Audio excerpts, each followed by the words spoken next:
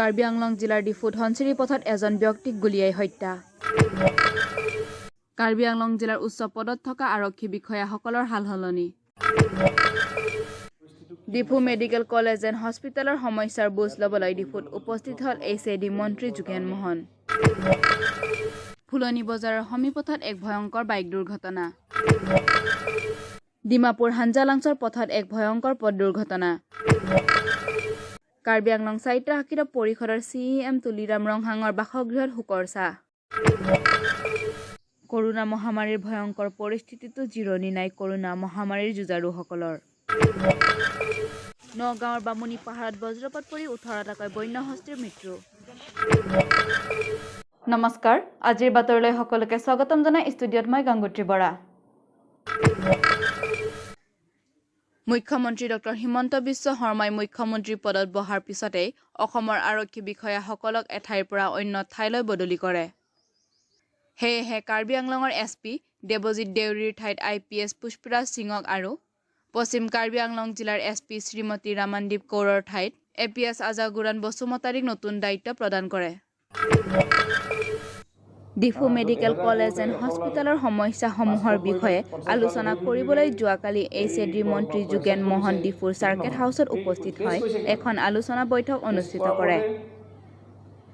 এই বৈঠকত HAD মন্ত্ৰী যোগেন মহনৰ লগতে EM খনসিং ৰংপি, জিলা উপায়ুক্ত চন্দ্ৰধৰ সিংহাৰ লগতে উচ্চতৰ স্বাস্থ্যকৰ্মী উপস্থিত থাকে। এই সভা কোভিডৰ নিয়ম নীতিৰে সম্পূৰ্ণ কৰে। HAD মন্ত্ৰীগৰাকীয়ে সাংবাদিকৰ আগত উল্লেখ কৰে যে বাৰিষা কালত হোৱা বানপানী, বিদ্যুৎ সমস্যা, কৰোনা ডেলিভাৰী কেছ আদি সকলো ধৰণৰ সমস্যা সমাধান কৰিব। ডিফুৰ পৰা অজিত গগৈৰ প্ৰতিবেদন 365 নিউজ ইণ্ডিয়া। নিজেই বাহিৰলৈ নোলোৱা, মাস্ক পিন্ধি থকা, চেনিটাইজেশ্যন আদিকে আদি কৰি ডিষ্টেঞ্চ মেইনটেইন এইবিলাক সকলো যাতে সুন্দৰকৈ পালন কৰে তাৰ প্ৰতিও আমি আহ্বান জনাইছোঁ আজি আপোনালোকৰ সংবাদ মাধ্যমৰ যোগেদি। গতিকেলৈ আৰু এটা কথা মেডিকেল কলেজত এটা সমস্যা কথা কৈ আছে, CT স্কেন। এজন ৰোগীৰ CT স্কেন কৰিবলৈ হ'লে এতিয়া অভাৱটো আছে, এতিয়ালৈকে ইয়াতে ছাপ্লাই হোৱা নাই আৰু আমি খুব সোনকালে এই CT স্কেনটো ইয়াতে অনাৰ ব্যৱস্থা কৰিব লাগিব। মই মুখ্যমন্ত্ৰী আৰু স্বাস্থ্যমন্ত্ৰীক ইয়াৰ পৰা গৈ কথাটো জনাম আৰু ভাবোঁ গভৰ্ণমেণ্টে আমাৰ যিহেতু গভৰ্ণমেণ্টটো খুব নতুন 2-4 দিন হৈছেহে আৰু আমি এতিয়া এই কোভিডৰ লগতে যুদ্ধখন কৰিবলগীয়া হৈছে আৰম্ভণিৰ পৰাই। গতিকেলৈ এইখিনি যিখিনি আমি পালোঁ আজি সমস্যা কাৰ্বি আংলং জিলাত যাতে 2খন জিলাত যাতে আমাৰ এই ৰোগটো নিৰাময় কৰিবৰ কাৰণে আমি নিখুঁতভাৱে ব্যৱস্থা ল'ব পাৰোঁ। আমাৰ স্বাস্থ্যকৰ্মীসকল, জিলা প্ৰশাসনৰ উপায়ুক্তৰ পৰা সকলোলৈকে আমি আন্তৰিক সহযোগিতা আমি কামনা কৰিছোঁ। আজি প্ৰায় 11:30 মান বজাত দেৱজিৎ সিনহা নামৰ ল'ৰাজনে তেওঁৰ বান্ধৱীৰ সৈতে ধনশিৰিৰ পৰা আহি থকাৰ অৱস্থাত অচিনাকি দুটা দুৰ্বৃত্তই তেওঁলোকৰ পৰা মোবাইল কাঢ়ি লোৱাৰ উপৰিও বাইক কাঢ়ি লৈ যাবৰ বিচৰাত ল'ৰাজনে বাধা দিওঁতে তেওঁক গুলীয়াই হত্যা কৰে। ঘটনাস্থলীত আৰক্ষী উপস্থিত হৈ ঘটনাৰ তদন্ত আৰম্ভ কৰে।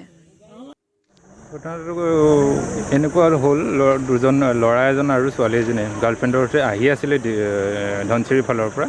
ইয়াতে সংঘটিত হ'ল, দুজন ল'ৰাই তেওঁলোকক ৰাখি গুলীয়াই মটৰচাইকেলখন কাঢ়ি লৈ গৈছে। তেওঁলোকে .22 পিষ্টল ব্যৱহাৰ কৰিছে। এতিয়া তদন্ত চলি আছে। এতিয়া কোন ইনভল্ভ আছে, কি আছে ক'ব পৰা হোৱা নাই। আমাৰ তদন্তৰ পিছতহে ক'ব পৰা যাব।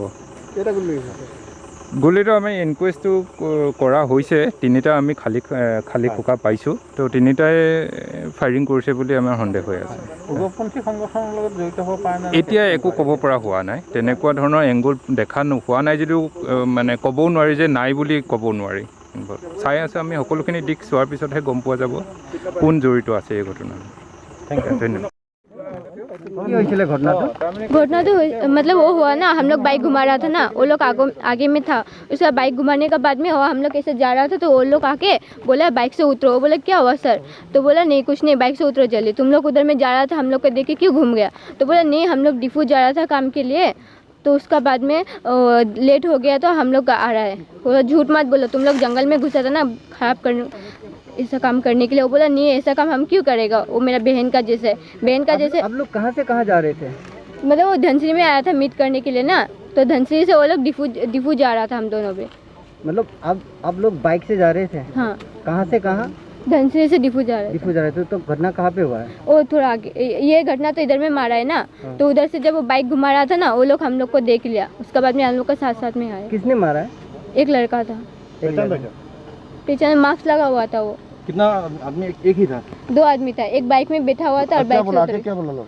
आके साथ बोला है बाइक से उतरो, बोला है। बाइक से उतरने के साथ में हम लोग को बोला है मोबाइल दो, मोबाइल नहीं देगा बोला था, बोला जल्दी मोबाइल दो, तो हम मोबाइल ऐसे करके दे दिए। उसके बाद में बोलता है तुम लोग इधर में गंदा काम करते हैं ना, तुम लोग का वजह से हम लोग का देश ऐसा खराब है। तो बोलता है नहीं हम लोग ऐसा गंदा काम कुछ किया नहीं है, हम लोग से डिफू जा रहा था कुछ काम के लिए, काम नहीं होगा बोल के अभी आ रहा है बोले। तो ऐसा बात है तो बहन, उसका बाद बोला ये मेरा बहन है, इसके साथ में कैसे गंदा काम करेगा, बहन है तो आइडेंटिटी कार्ड दिखाओ, तो आइडेंटिटी कार्ड तो अभी हम मेरे साथ में नहीं है, चलो मासी का घर में हम दिखा दे, मासी का घर में हम क्यों जाएगा बोले। क्या चीज़ से मार दिया? बंदूक, ऐसे छोटा बंदूक से। देखने में कैसा लगा था? देखने में से दिमाग से जैसे लग रहा था। पहले कहीं देखा था उसको? नहीं। कितने बजे हुआ है ये घटना? ऐसे 10:40-50 का जैसे। आज ना? हाँ। तुम लोग कहाँ से आ रहा था? डिफू से आ रहा था? डिफू गया नहीं, वो रास्ता से आ गया थोड़ा आगे से। मतलब धनसिरी से आ रहा था तुम? धनसिरी से डिफू जा रहा था ना, तो डिफू नहीं गया, तो घूम के फिर आ गया। उन लोगों को देख के? हाँ, नहीं देखा नहीं हम लोग, टाइम ज़्यादा हो गया ना, बाद में लॉकडाउन हो जाएगा बोल के 1 बजे से बंद हो जाएगा बोल के बोला ठीक है घर में रख के तुमको हम फिर चला जाएगा बोल के घर में रखने के लिए आ रहा था। घर में ऐसा जिसने ये कांड किया वो लोग कहाँ से आ रहे थे? उन लोगों का कोई झगड़ा वगैरह नहीं, हम लोग उसको पहचानता ही नहीं है। क्या नाम है लड़के का? किसका? देवजीत सिन्हा। देवजीत सिंह कहाँ रहता है? डिफू शीतलाबाड़ी। उसको पहचानता? किसको? देवजीत को। आप लोगों के पास जो बाइक था वो कहाँ है? वो लोग लेके चला गया। वो लोग लेके चला गया। आपका नाम क्या है? पूर्णिमा सिंह।